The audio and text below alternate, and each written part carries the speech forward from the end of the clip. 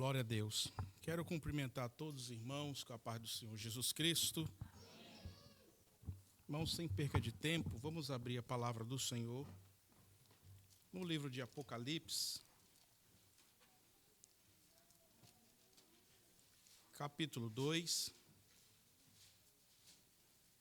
versículo 12, melhor dizendo. Apocalipse 2, 12. Quero trazer uma breve reflexão para a igreja nesta noite. Ele diz assim: ao anjo da igreja em Pérgamo escreve essas coisas, diz aquele que tem a espada afiada de dois gumes. Conheço o lugar em que habita, onde está o trono de Satanás, e que conserva o meu nome, e não negaste a minha fé. E ainda nos dias de Antipas, minha testemunha, meu fiel, o qual foi morto entre vós, onde Satanás habita. Tenho, todavia, contra ti algumas coisas, pois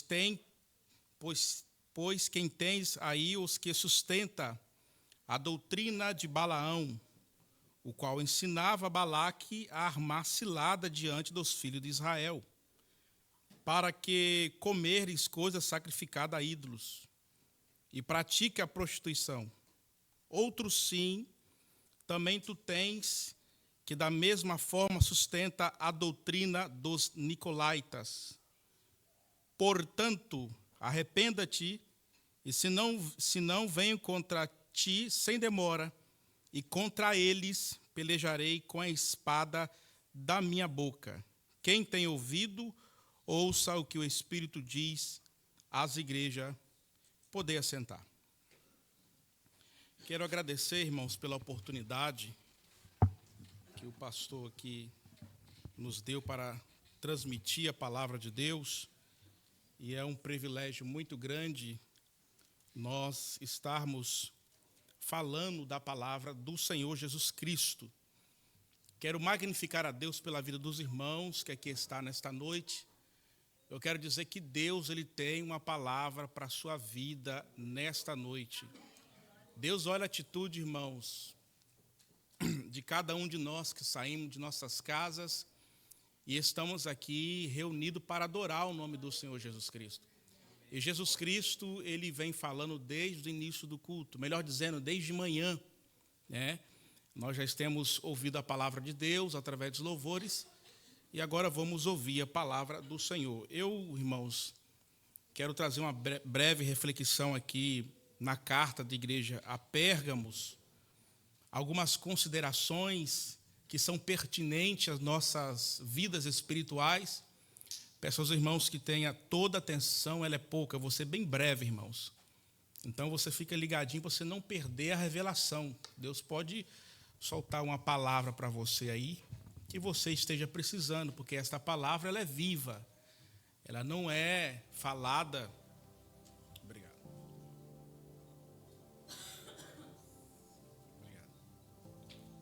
Ela não é apenas falada de homem comum, mas é a palavra de Deus falada através de homens. Inclusive esse texto aqui não é um texto fruto apenas de inspiração, mas é um texto que o próprio Senhor Jesus falou através de João. Então são palavras aqui, crianças, por favor, estamos no culto ao Senhor. Isso aqui são palavras que o próprio Cristo, ele fala através do teu servo. Os irmãos conhecem muito bem o livro de Apocalipse, que é um livro da revelação de João no seu arrebatamento. Então Jesus, ele se apresenta a João e ele direciona aqui as 7 igrejas da Ásia. E eu quero pegar o fio de estudo que nós estamos tendo nesse trimestre sobre seitas e heresias e falsas doutrinas. Uma doutrina falsa, irmãos, ela tem que ser combatida e ela é danosa para o crescimento, para a caminhada da igreja aqui na terra. Na época de Cristo Jesus, nós aprendemos hoje, o evangelista Jonathan nos ensinou nesta manhã com muita propriedade, que na época de Jesus existiam muitas falsas doutrinas, a qual Cristo e os apóstolos combateram. E o evangelista ensinando para nós, ele trouxe a nossa memória o que seria de nós se as heresias e os ensinamentos falsos não fossem combatidos, irmãos. Aonde estaríamos? Estaríamos andando a passo largo para o Hades, para o lugar de tormenta. Mas graças a Deus que Deus, Ele levanta homens de Deus, apóstolos, para divertir a sua igreja enquanto o céu de glória não vem. Para nós não andarmos aqui nessa terra sem direção. Para nós não sermos, como Paulo ele fala, um carnal. O que é o carnal? É a pessoa que anda pelas suas próprias concupiscências, pelas suas próprias convicções. Ele não aceita ser pastoreado e ele não aceita ser guiado pela direção de Jesus. Eu sempre falo com os irmãos, eu não estou falando de super crente, porque eu sempre falo com os irmãos que na nossa caminhada aqui até o momento de glorificação, nós iremos errar mesmo, iremos tropeçar mesmo, e a Bíblia confere. Aquele que não erra em palavra, ele é perfeito varão. E a Bíblia vai dizer que as Escrituras estão aí para nos ensinar, e para que nós não tenhamos aqui na terra uma caminhada frustrante. Qual é a caminhada frustrante? Que eu não posso errar. Eu sou ser humano. João escrevendo aos irmãos, fala: eu escrevo isso para que vocês não pequem. Então Deus não espera que nós não pecamos, Deus espera que nós nos arrependemos. Então nós temos aqui a carta da igreja de Pérgamos. Jesus ele começa elogiando esta igreja.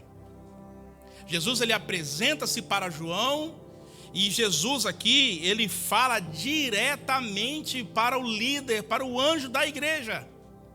Pastor Telso aqui nos ensinando no domingo, uma certa vez, ele mencionou que é de extrema importância o líder da igreja ter a primazia do ensino. Porque Jesus ele vai cobrar da direção. Porque a igreja, como diz o ditado, a igreja é aquilo que o pastor é.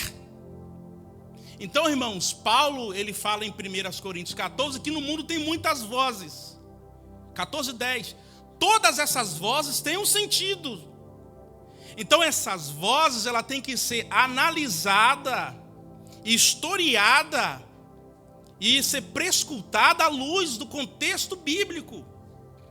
Nós temos aqui nessa carta duas doutrinas falsas e danosas que estavam levando o povo para o Hades, que é a doutrina de Balaão e a doutrina dos Nicolaítas. E esses ensinamentos eles estão aflorados em nosso meio, de maneira que camuflada. E nós, irmãos, somos a voz profética para o mundo da qual nós vivemos. E Jesus ele começa aqui elogiando a igreja. Ao anjo da igreja de pé escrevo: eu tenho a espada afiada de 2 gumes. O elogio vem no versículo 13. Porque Jesus mencionou que ele tem a espada afiada de 2 gumes. Essa cidade de Pérgamos aqui, irmãos, ela era a capital da idolatria da época. E existia aqui um procônsul nessa cidade, a qual tinha um monumento de adoração ao governador dessa cidade, ao imperador de Roma. E esse procônsul, ele tinha uma espada que decidia a vida ou morte das pessoas. Se as pessoas não andassem conforme o ditame da cidade, ditame do procônsul romano, ele poderia morrer. Aí Jesus se apresenta a João para se apresentar à igreja e fala: avisa o anjo da igreja que quem tem a espada afiada de 2 gumes sou eu. É eu que tenho de fato autoridade para matar e dar vida, ou ferir ou ressuscitar. O hino que foi cantado aqui diz que Deus ele não pede conselho. Senhoras e senhores, Deus é o único que mata e não vai preso. Deus é o único que fere e não é ferido. Jesus, quando ele palmilhou essa terra, ele falou bem assim: não temas ao homem. Não temas um homem que pode apenas acabar com o seu corpo físico. Mas teme a Deus, que pode destruir, aniquilar o seu corpo físico e jogar a sua alma no Hades. Jesus, ele fala da realidade do Hades. Então Jesus, ele fala assim: escreve ao anjo, quem tem a espada sou eu. Vocês estão debaixo da minha autoridade. Aí o versículo 13, Jesus fala: eu conheço o lugar onde vocês habitam. O que nós aprendemos aqui com a igreja de Pérgamos, irmãos? Que não existe, irmãos, essa ideia de lugar favorável à igreja. Obviamente que, enquanto nós estivermos aqui na terra, nós procuramos lugares, espiritualmente falando, melhores. Mas imagine, irmãos, a região que esse líder foi escolher para abrir uma igreja. Imagine você ser separado e abrir uma igreja onde? Lá na casa de Satanás. Jesus, ele fala: eu sei, eu conheço o lugar que vocês habitam.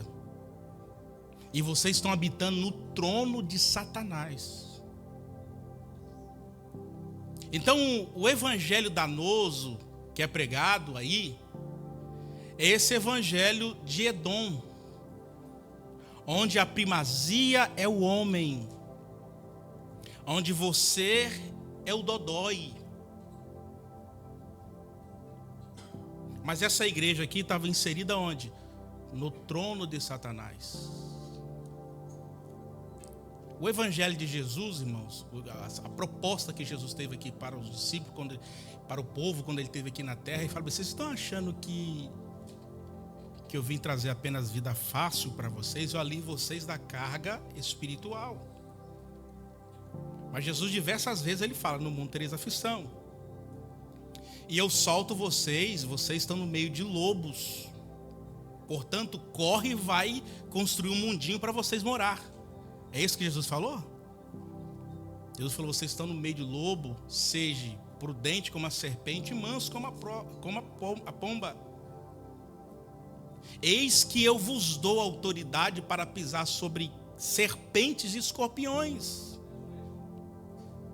Na nossa caminhada de fé, irmão, não vamos achar, isso é um evangelho irresponsável, em dizer que vamos achar apenas pisar em algodão. Nós vamos encontrar serpentes e escorpião em nossa vida. Mas Jesus, ele disse que ele nos deu autoridade sobre esses elementos aí. Você imagina, irmãos, o privilégio da igreja? Aí Jesus, ele elogia e fala: eu sei que aí é o trono de Satanás. Por que o trono de Satanás nessa cidade? Porque ela era a capital da idolatria.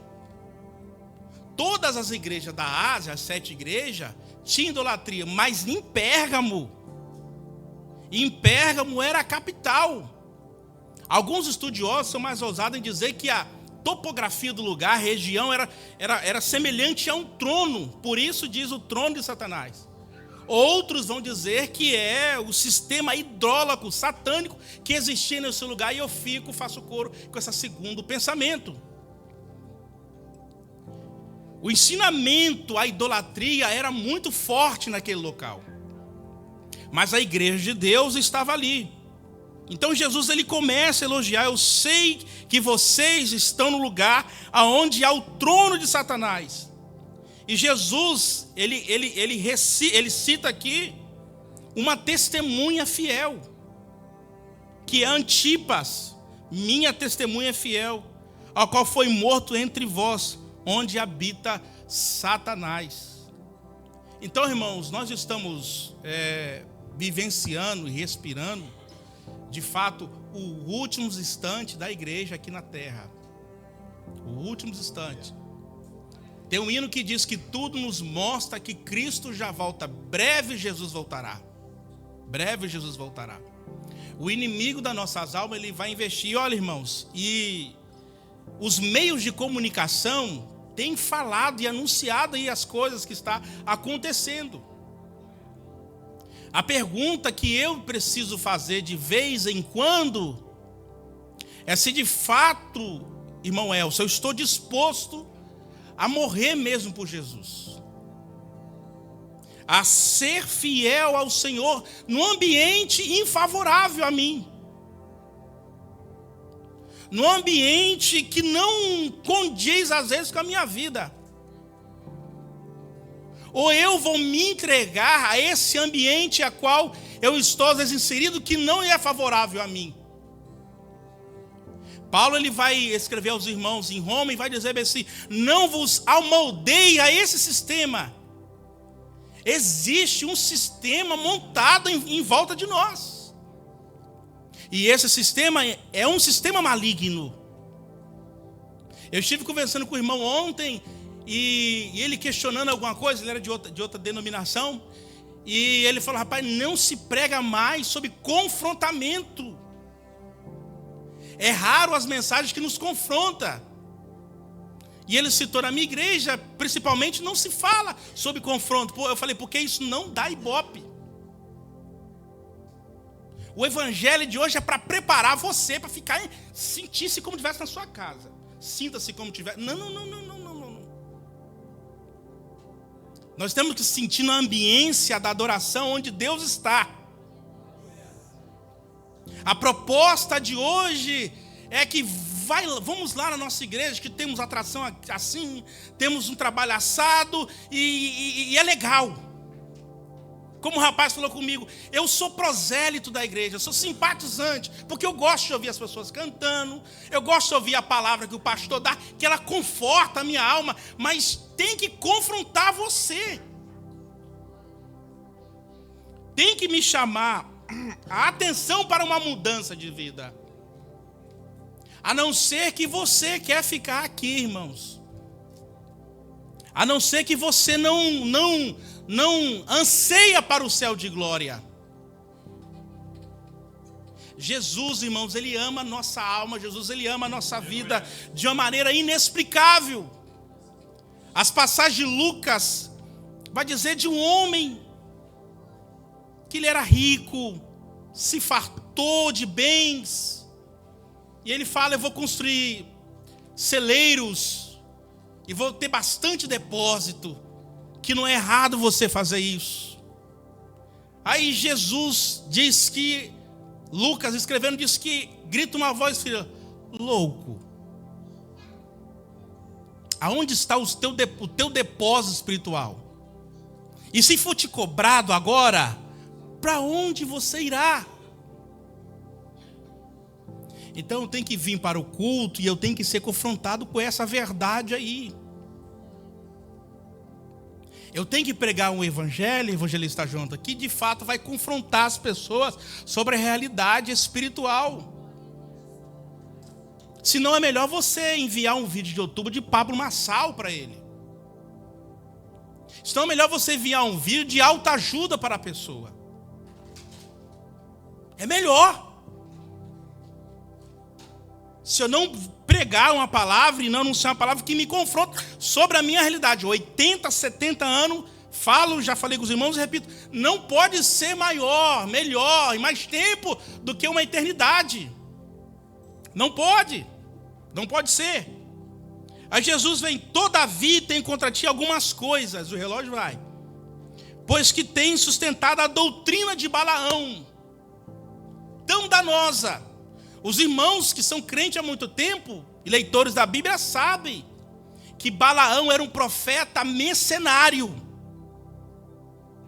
ao qual o rei de Moabe estava com medo do burburico de Israel e estava vencendo todo mundo, o Deus de Israel, através de Israel. Quem que eles contratam? Um profeta mercenário, Balaão. Fala: Balaão, faz alguma coisa aí, porque ninguém está parando esse povo.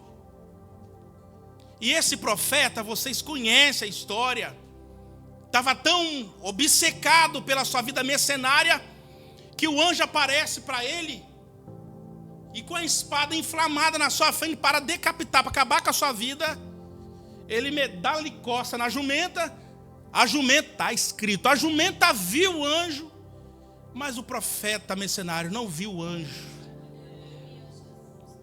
E a jumenta, irmãos, acredito os senhores ou não, a jumenta falou: para que você está me batendo, rapaz? Eu estou salvando a sua vida ao homem aí. E esse profeta, ele vai, esse Balaão, e começa a jogar sorte, a tentar falar palavras de maldição contra Israel. E entre todas essas doutrinas de Balaão, ele ensinou a Israel a prostituir e a comer coisas sacrificadas a ídolos. Era essa a doutrina que estava sendo infiltrada no meio da igreja, dizendo que a prostituição e a imoralidade sexual não tem problema. Olha que doutrina danosa. Não tem problema, não tem nada a ver, como diz o corinho. É normal. Jesus não está preocupado com isso, não. Jesus, ele quer o seu coração. Pode continuar aí, servindo a Deus e com o pezinho dentro do mundo. Pode continuar aí, servindo a Deus e com 3, 4 relacionamento. Só isso que parou Israel. A imoralidade sexual. E essas propostas, nós estamos estudando esse trimestre, essas doutrinas falsas, ela tem trazido tem tentado levar um novo evangelho, e a qual Paulo vai chamar, a Bíblia vai chamar de maldição. Paulo vai chamar desses ensinamentos, desses ajuntamentos, sinagoga de Satanás. Não sou eu não, irmãos. Não sou eu que estou dizendo, é a Bíblia que está dizendo. Infelizmente ou felizmente, temos que ser sinceros, a proposta do evangelho é antagônica à que o mundo oferece. Porque Deus, ele ama você, ele ama a sua alma. Ou eu divorcio olha o que Jesus disse, olha o que Jesus disse. Jesus falou. Não, seu relógio está errado. Olha o que Jesus falou. Jesus falou assim: não dá, não tem jeito não. Não foi apóstolo, não foi Jesus. Não dá para servir a 2 senhores. Não dá.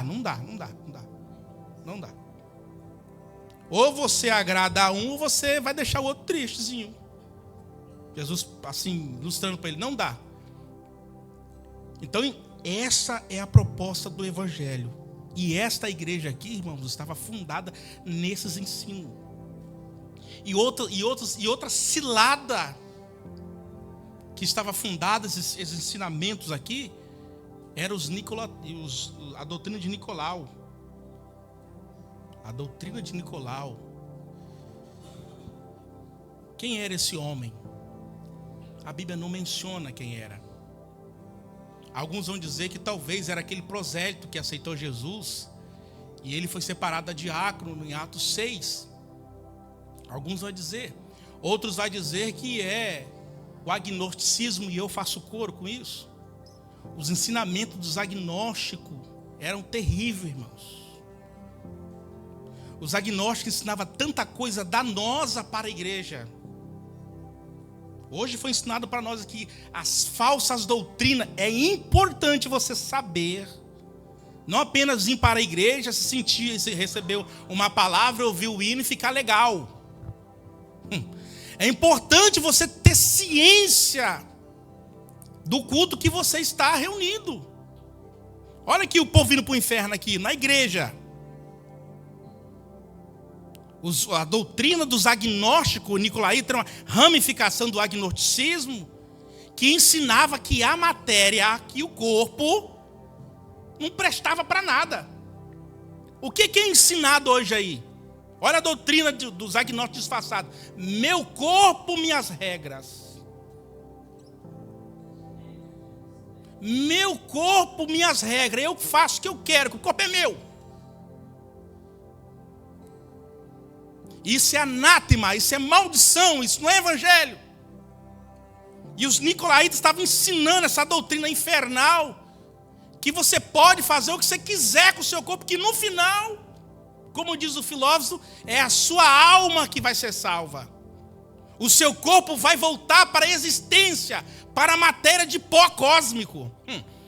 E não é isso que a Bíblia diz. A Bíblia diz espírito, alma e corpo sejam plenamente conservados e aguardando a vinda do Senhor Jesus Cristo. Isso é o Evangelho.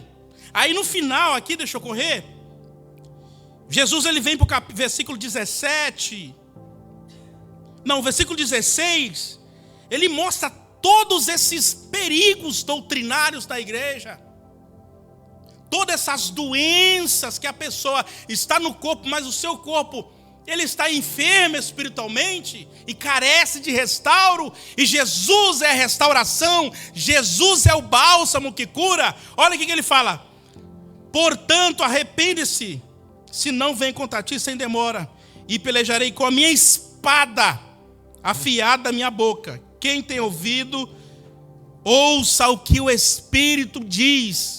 Parte B do versículo. Ao vencedor, Jesus faz uma promessa: ao vencedor, dar-lhe-ei do maná escondido, bem como lhe darei também uma pedra branca. A palavra maná é uma palavra egípcia, que quer dizer, o que é isto? Ou seja, Jesus ele faz uma promessa aqui, que se aquele que vencer a trajetória espiritual nessa terra, for para o céu de maneira do arrebatamento coletivo ou for de maneira individual, ele vai participar do maná escondido no céu.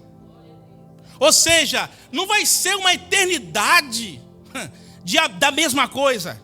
Cada parte da eternidade Deus vai vir com maná, e nós vamos falar assim: meu Deus, o que é isto? Quando eu achar que eu já vi de tudo no céu, vem um manazinho. Meu Deus, o que é isto? Eu estou maravilhado com o céu. Então Jesus, ele faz essa promessa. Então nós precisamos aprender com Cristo aqui nessa igreja de Pérgamos. Deus ele tem mais, irmãos. O mundo espiritual, a vida eterna é muito melhor do que os prazeres carnais aqui da terra. Quando eu digo carnal, irmãos, não pensa na questão grotesca. Pensa no pensamento terreno. Que a pessoa pensa carnal, pensa que é só... Não, é a sua vida aqui física. É muito mais do que isso. É muito mais do que isso. Vira ano, entra ano, e você continua a mesma coisa, 20 anos, 30 anos, e não desenvolve com a igreja, não aliança com o Senhor Jesus Cristo. Deus ele não quer apenas namoro, Deus ele quer relacionamento sincero e saudável. Deus ele quer nos levarmos para si uma igreja saudável, para o céu de glória. Eu quero ter, irmãos, a graça de Deus me conceder a graça de permanecer fiel até o final, para me receber essa pedrinha branca com um novo nome. Imagine, irmãos, já estou terminando, aquela palavra que Jesus, ele diz em Mateus 7. Jesus ele foi bem enfático e sincero em Mateus 7. Ele não diz placa de igreja, ele não diz denominação. E João também tomou um susto quando ele chegou no céu. Ele procurou, ele olhou assim, ele não viu igreja. Ele falou: gente, não tem templo aqui não. O próprio templo é o Senhor. Jesus falou bem assim: nem todos que me diz Senhor, Senhor, entrará nesse reino. O mundo, irmãos, ele está arquitetado. O mundo ele está preparado para desfazer e matar a fé do crente. Você sai daqui hoje com esta palavra viva e eficaz na tauba do seu coração. Amanhã vem os desafios para a sua vida. Meia hora depois vem os desafios para a sua vida. Jesus, ele foi o mestre por excelência. E Jesus, presta atenção, Jesus ele falou na parábola do semeador sobre a semente que cai em vários terrenos. E Jesus ele fala da terra boa, que recebe a semente, essa semente cresce. Mas Jesus também ele fala dos perigos dessa semente cair em pedregais, coração fechado. Nós temos que abrir, irmãos, a palavra, o coração para a palavra de Deus. Jesus ele falou para Israel: eu vou tirar o coração de pedra de vocês, vou colocar um coração de querubim no coração de vocês. Vou colocar o coração de arcanjo Miguel. Não, eu vou colocar um coração de carne. Que é o coração de carne? É um coração sensível à voz de Deus. É um coração que o pregador, o ensinador, a criança vem aqui cantar. Você está sensível àquilo que sai da boca, seja da criança, seja do adulto, do adolescente. Por quê, irmãos? O que sai da boca é a palavra de Deus. O apóstolo vai dizer que essa palavra não foi produzida por homem, mas foi produzida por Deus, homens inspirados por Deus. Então, os desafios lá fora vai estar nos esperando. Como que eu me portarei, irmãos, diante disso aí? Como que eu vou me portar diante dos desafios da vida? Meditando na palavra de Deus. Salmo 19. Os irmãos podem levantar, por favor. Salmo 19 vai dizer assim: como o jovem guardará o seu caminho. Jovem ali, é tanto jovem, tanto adulto, tanto criança. Observando e meditando na palavra de Deus. Repito, irmãos, Deus ama a sua alma. Não deixa que o seu coração seja um coração cheio de amarguras espirituais, amarguras humanas. Sabe por quê? Porque a Bíblia diz que eu tendo assim, eu resisto à graça de Deus. 10 anos, 5, 6 anos na igreja, eu resisto à graça de Deus. A graça de Deus não consegue alcançar a minha vida. E essa igreja aqui nos deixa o exemplo. Jesus continua falando com a sua igreja: eu conheço as tuas obras, eu sei aonde você está, eu sei que a dificuldade que você está passando, eu conheço.